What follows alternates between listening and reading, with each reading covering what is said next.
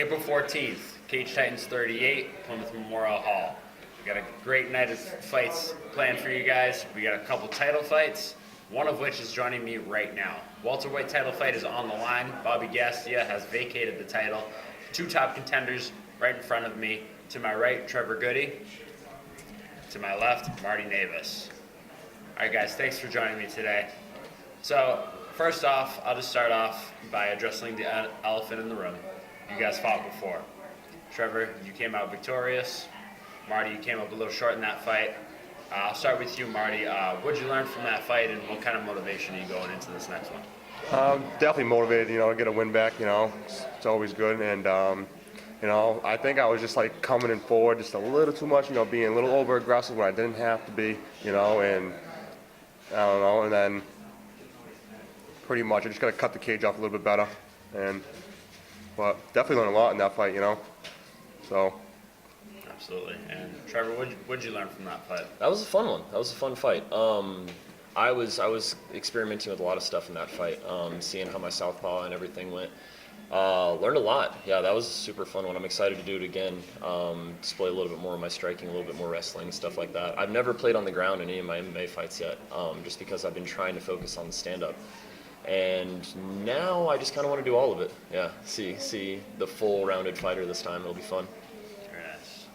All right, guys. So since your last meeting, you guys have both picked up wins. You against Austin Shala.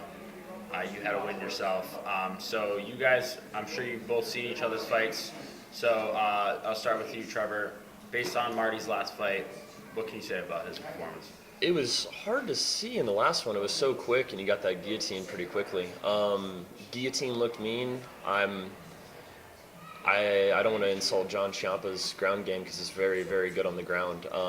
But I haven't been worried about submissions in a long time. But it's always different in the MMA fight. You get punched a couple times, all of a sudden those submissions are totally viable. But at this point, it was tough to see from the last one. I've watched more of our fight than I have that one. I think I learned more from watching me fight him than I watched from John fight him, because I have a very different style than most people in the division right now, and it's hard to calculate how they would do versus how I would do in a situation like that. Okay. And Marty, you saw his last fight with Austin. What did you think of that? I seen bits and pieces of it. I didn't see the whole thing, so. But yeah, so what I seen. What's his name again? Austin Shala. Yeah, I seen Austin on the ground and Trevor was on top of him, so that's like pretty much what I seen. I think I seen a little bit of the second round, that's it. And then I came out right as the decision was getting announced. So that's more or less how it went. There was a lot on the ground. Shala was tough, man. He won his fight right after he fought me, and seemed well deserved. He's stepping up. He's young. So Marty, quick question. So going into that last fight with Trevor, obviously he's the tallest guy in the division at 6'7". Is that something that you felt like kind of surprised you?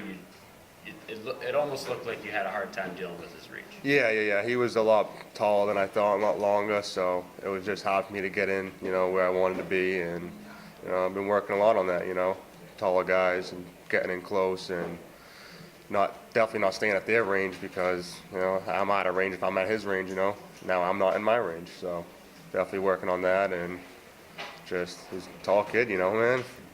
I don't know anybody that's 6'7", to be honest with you. Nope. So it's hard to find training partners like that. yeah, we got a couple.